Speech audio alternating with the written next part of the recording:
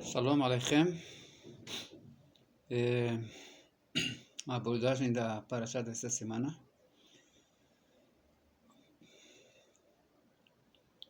O encontro de Yehudá e seus irmãos com Yosef. Yosef os reconheceu. Yehudá e os seus irmãos não o reconheceram. E aí nós vemos que Yosef manda prender Benjamim. Ele ainda desconfia dos irmãos. Ele acha que os irmãos maltratariam Benjamim assim como fizeram com ele. Mas o interessante aqui, o principal, é entender aquela questão de que seus irmãos não o reconheceram.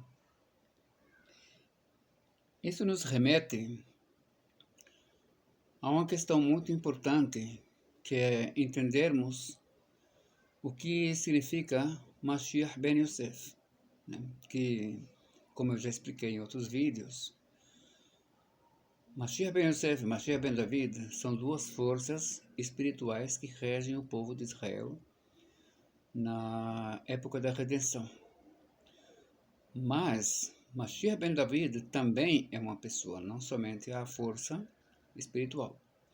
Só que essa força que nós chamamos de Mashiach ben David, que não é a pessoa em si, é aquela que rege o mundo da Torá, o pessoal ortodoxo, praticante e estudioso. E esse pessoal, a maioria, não vou dizer todos, mas a maioria, tem dificuldade para reconhecer Yosef, reconhecer essa força que nós chamamos de Yosef, na época da redenção. Essas coisas são bem explicadas no livro Kol HaTor, né? É muito importante, se a pessoa tiver acesso. Foi um livro escrito por um dos discípulos do Gaon de Vilna, que entra no campo espiritual, entra nas questões cabalísticas e aborda tudo isso de uma forma bem ampla. Também os escritos do Ramchal, o Maharal de Praga, que abre os Midrashim, as Haggadot, e explica isso de uma forma bem sutil, bem abrangente no campo espiritual. Ou seja, é um tipo de Kabbalah voltada para o conhecimento geral dos acontecimentos, como eles se sucedem.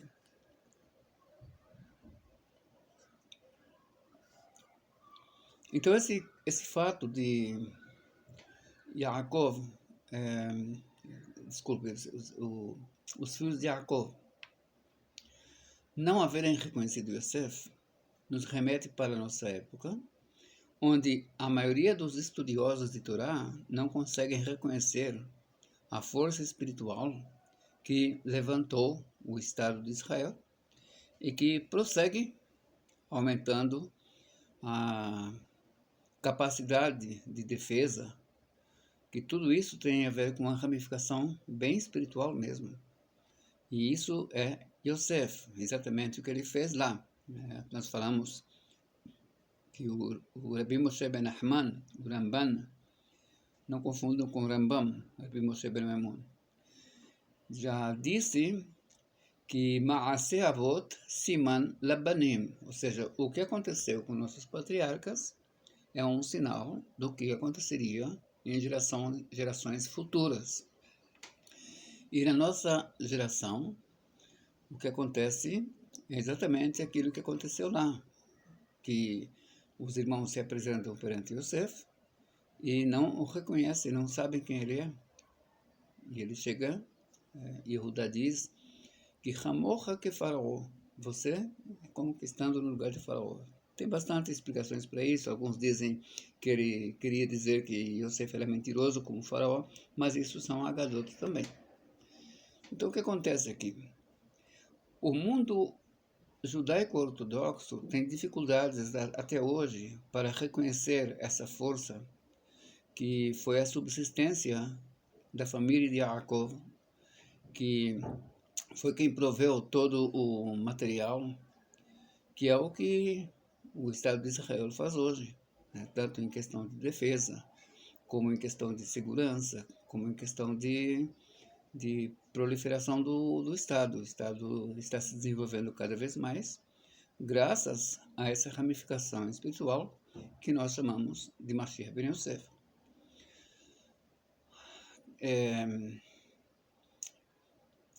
Yehudá seria a força que teria regência pelo campo da Torá, pelo campo espiritual.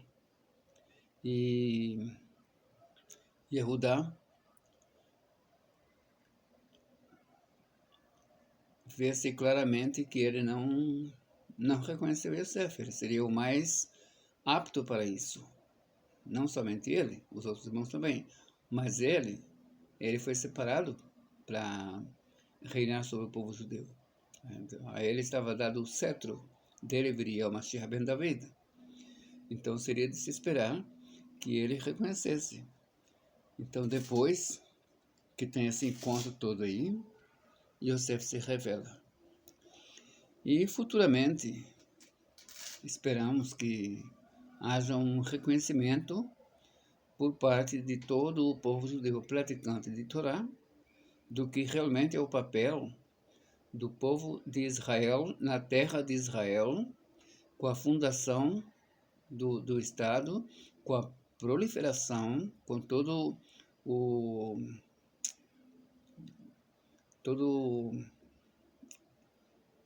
esse desenvolvimento que está tendo cada vez mais, a proteção contra inimigos, e tudo isso vem através de Yosef, né, dessa força que nós chamamos Mashiach ben Yosef, que ela está bem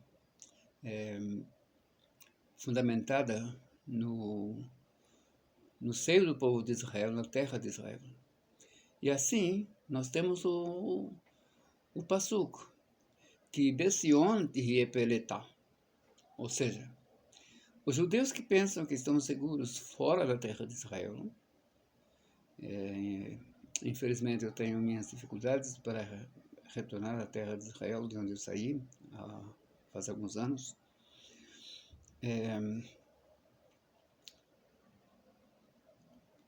Mas os judeus que podem deviam procurar logo estar na terra de Israel, porque lá é que terá peletá, ou seja, livramento.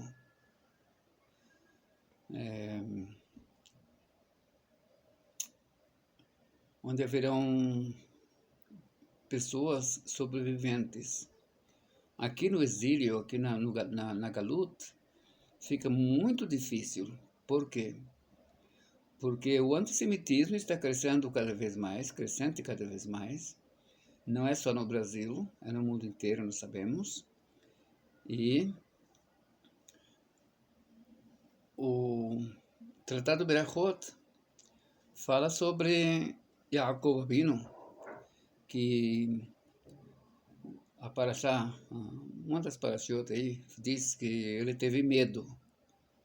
Mas como você tem medo se Deus te prometeu tanto, te prometeu proteger? O Tratado do Berachot fala Sheme Igirom Ahet. Aí tem uma explicação que ele questionou se ele realmente honrou os pais como precisava. Mas também tem outra explicação, que é porque ele ficou do outro lado do rio por causa de Pahim Sinim, ou seja, algumas coisinhas sem importância. Ele atravessou a família toda do Jordão, mas ele mesmo ficou lá do outro lado, e aí foi atacado pelo anjo e acabou chegando manco em Shechem. Logicamente, isso foi por uma visão profética. Anjos não se materializam, né? Isso não existe, isso cabe na mente de algumas pessoas. Mas isso simbolizava o que aconteceria perto da época do fim. E simboliza um antissemitismo exacerbado, que culminou com o nazismo e pode acontecer de novo. E os judeus precisam deixar de pensar como Yaakov pensou lá.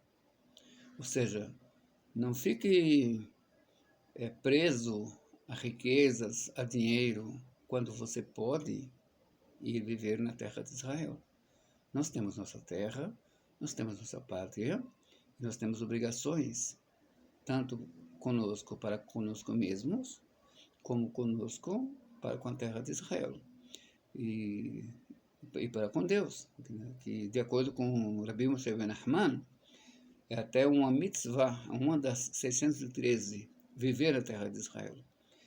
O Rambam não traz isso porque ele vê isso apenas como um meio de cumprimento dos mandamentos, e tem muita mais lógica nisso, mas a pessoa que vive fora da terra de Israel nem mesmo está cumprindo a Torá como ela precisa ser cumprida. Por quê? Pensemos, nós temos fora da terra de Israel 2 dias de Yom Tov.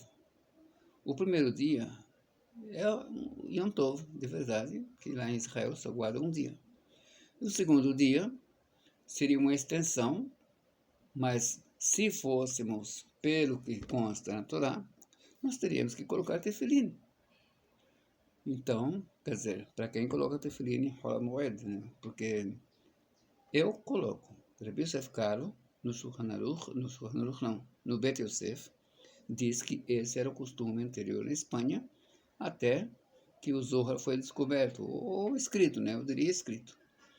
Mas, com o Zohar, o povo deixou de colocar tefilim em rola moeda. Eu não deixei, eu continuo, mas alguns ashkenazim também mantêm esse costume. E o importante que é lembrar que não teria como os sábios decretarem que houvesse um segundo dia de Yom Tov, sendo que há o mandamento de tefilim.